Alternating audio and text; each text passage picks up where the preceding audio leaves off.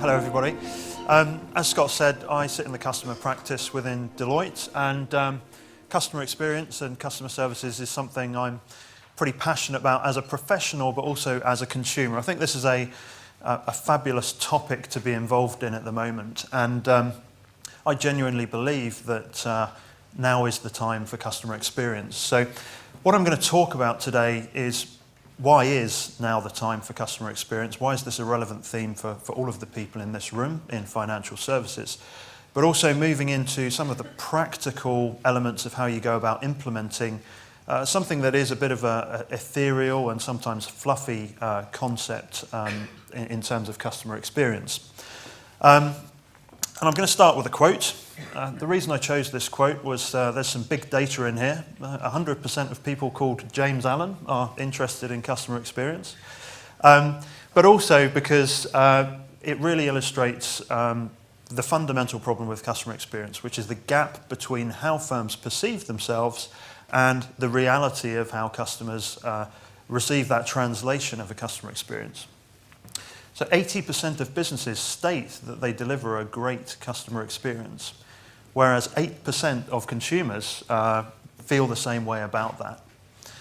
And I think, there are two responses to this. First of all, we could all pack up straight away, go out, go back to our businesses and start doing big customer experience programs, because it is a shocking statistic. 8% of customers versus 80% of organizations. However, if you put the flip side on that, you kind of say, so what? It isn't like there's 70-odd% of businesses out there that are going bust, going out of business because their customer experience is so bad. This is a theme that has persisted in the industry for many years. And if you're an executive, you might say, well, is it better to invest in some fraud analytics or a new underwriting platform? Is that a better ROI than doing customer experience right now? Perhaps. And what I'm going to talk about is, well, I think it is the time to invest in customer experience, why it's important right now, and a little bit about how you go about doing it. But that point about ROI and proving the case for customer experience is a pretty important one.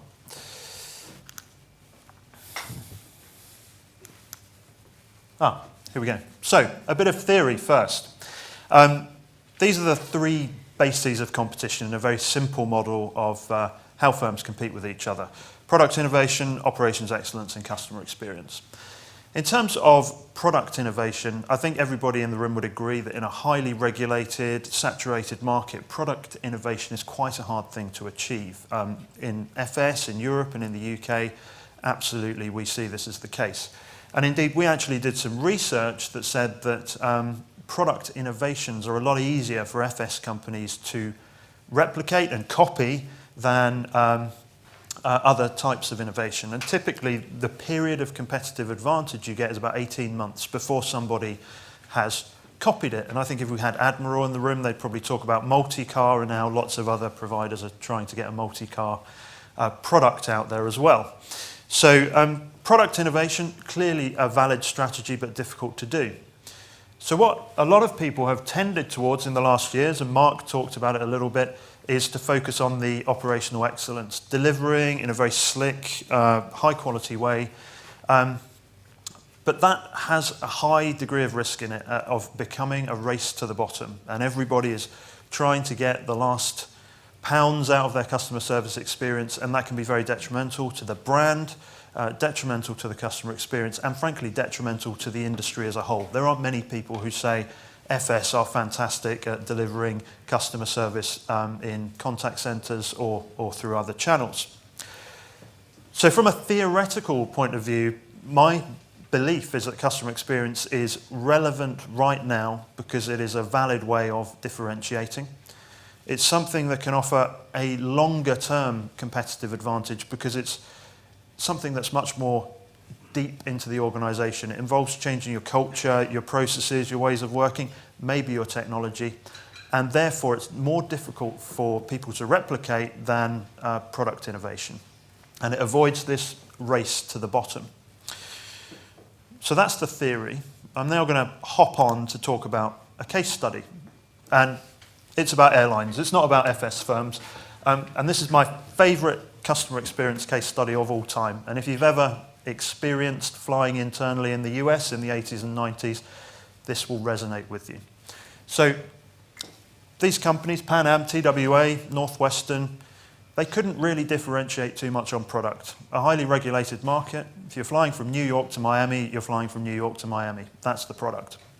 And they were very, very large corporates, and they delivered a pretty good experience. But then a disruption occurred, and the disruption was deregulation of the industry, so that the hubs, other airlines got access to it, and competition could be introduced, and indeed competition intensified.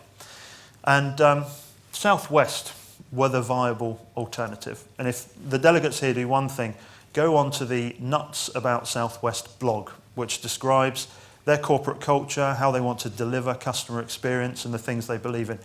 It's a fantastic read, it really is. Southwest have been in the top 10 most admired firms in the US by Fortune magazine for the last decade.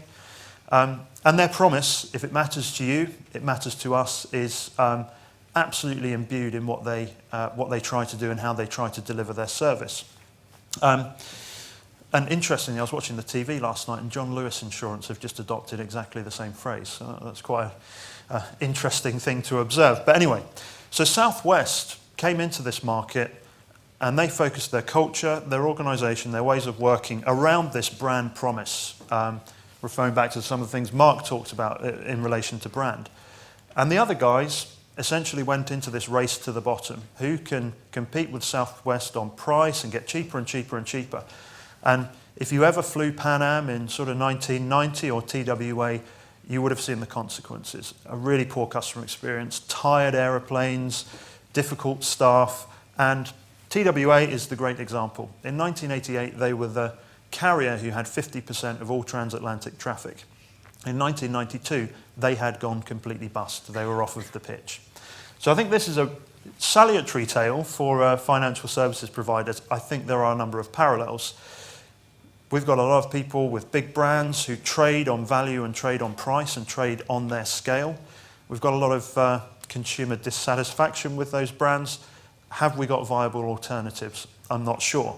But what we've certainly got is some of the disruptions that I talked about. Customer behaviour. Some of the guys have alluded to this already, but when I interview 18 to 21-year-old graduates, they get their information about Deloitte from social media. Not from the web, from social media, and certainly not from reading documents or anything as archaic as that. So there are new segments emerging that need to be served in different ways.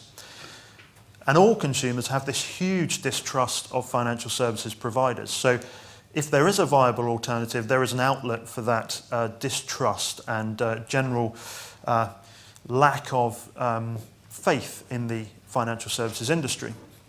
The economic environment is also driving this intense competition for customers. I think low growth will be the norm, certainly in Europe, for the next 3 to 4 years. Perhaps the UK is starting to turn, but it's not as if there's going to be an outlet for significant growth other than competing for the same customers that exist in the UK market. And of course, regulation. So the other disruption, everyone's referred to it so far, and we'll hear about it later on, is the regulator is really taking an interest in customer outcomes. Conduct regulation, switching, and obviously the mis-selling crises of the last few years. So trust in FS providers is at the rock bottom status, and the regulator is starting to focus on it. And last but not least, technology is a disruption, but I'm not going to dwell on it today because I think that there are reams of literature about technology and servicing customers. And I think the true disruptions are the way customers behave and the way the regulatory environment is changing.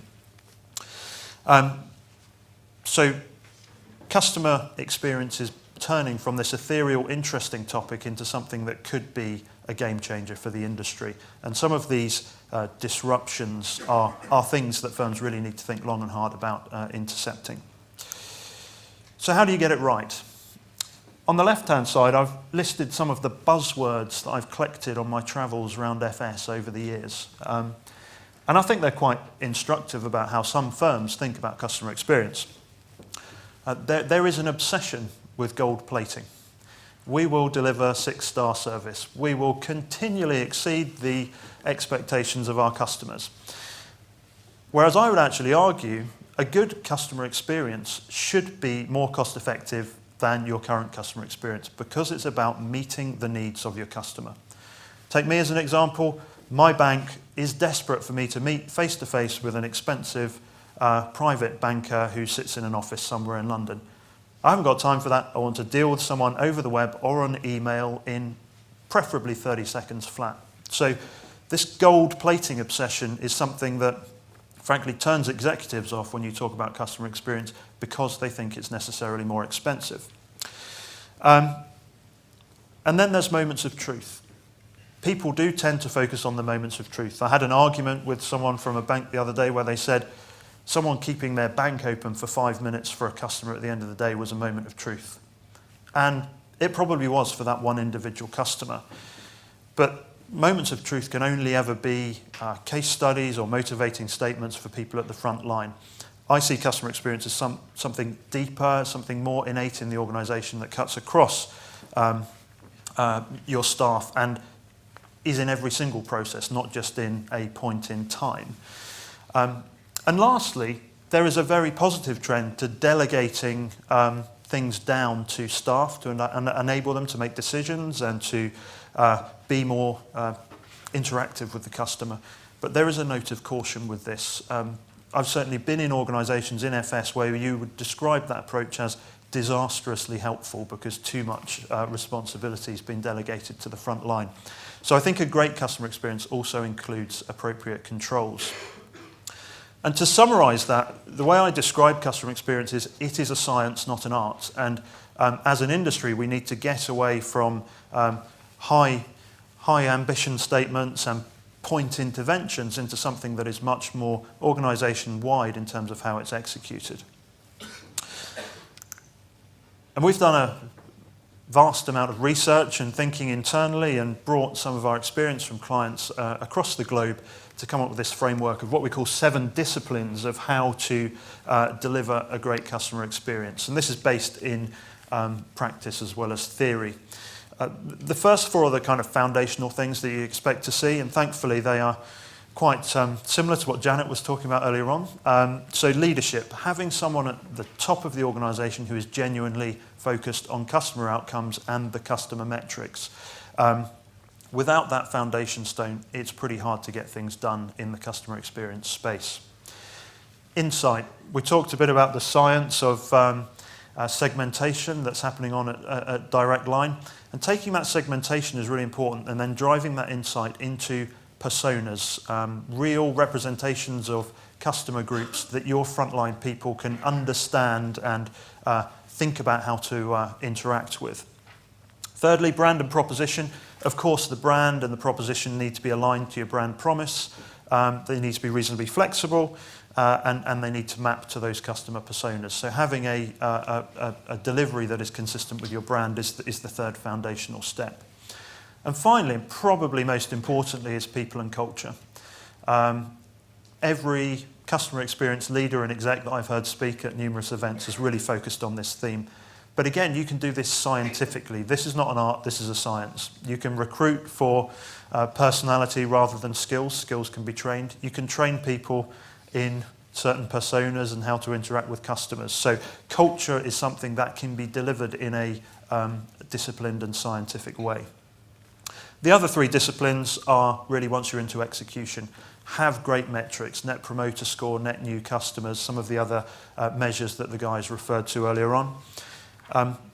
Loosen the chain on operations a little bit from scripting to dialogue-based interactions where people at the front line can become customer consultants. And technology, again, I don't want to dwell on it, but looking at technology through a customer lens, through user stories, using agile techniques, is clearly something that's complementary with this overall approach of tackling customer experience. And when you pull all that together, it looks something like this. So this picture on the left-hand side is a persona. It's something we came up with for a piece of work we did with a bank. And it describes these people, their needs, their attitudes, the way they live their life. It also puts some metrics on there about their financial literacy, their digital literacy, what they're interested in. And these representations are used to bring people to life for the people at the front line. once you get into the front line, people can use that and know what to look for and how to respond. And one client of ours, they described one of their personas as blue people. And it was young mums who were on the phone. You could hear the kids screaming in the background. And the response for the people at the front line was, get it done, get it quickly, get it done quickly, get it done efficiently, because they've got other things that are of more importance to them. And it's that kind of simple operational implication of having a segment, defining a persona, and giving people at the front line the flexibility to respond to particular events relevant to that customer segment. And that all feeds back into customer measures, but also economic measures. So not just net promoter, but spend per customer, revenue per customer, because I genuinely believe there is a correlation when this is done well. But the way that you prove it is through the loop at the bottom of the slide. So we've talked a lot about test and learn. No one is going to sign up to a huge customer experience transformation program. People will sign up when you've done pilots, you've demonstrated the value you can generate in one segment, and then you repeat and you loop background and drive wider value for the organisation through taking this incremental approach. And we've seen this happen, particularly in US insurers. They're doing a lot of this kind of work right here and now. And I think historically, things that happen in the US tend to come here in about 18 months' time. So this is absolutely an approach that will be more prominent in the industry. So to summarise, I genuinely believe now's the time. There are limited bases for competition. Customer experience is a valid strategy to adopt to differentiate. But it's a science, not an art. We need to get away from the fluffy perception of customer experience and turn it into a disciplined approach of execution. And part of that is being organisation-wide. This is something that needs to penetrate your culture, it needs to penetrate your processes, your metrics, your leadership. It's very hard to do it as a customer experience unit bolted off of the side of operations or strategy. And of course it starts with the customer. Define those personas, describe the types of interactions you would like to have with them, and bring that story to life for people at the front line. Measure, feedback, and test and learn. And I genuinely believe if you adopt these principles in your customer experience program, it is a valid option for certain organisations to differentiate themselves and really outperform versus the competition. And I think the airline example is absolutely relevant for financial services in Europe today. So that's a brief canter through our thoughts on customer experience. There's various studies that we've done available outside, and really look forward to taking your questions during the panel session. So, thank you. Okay. Thank you, Jim.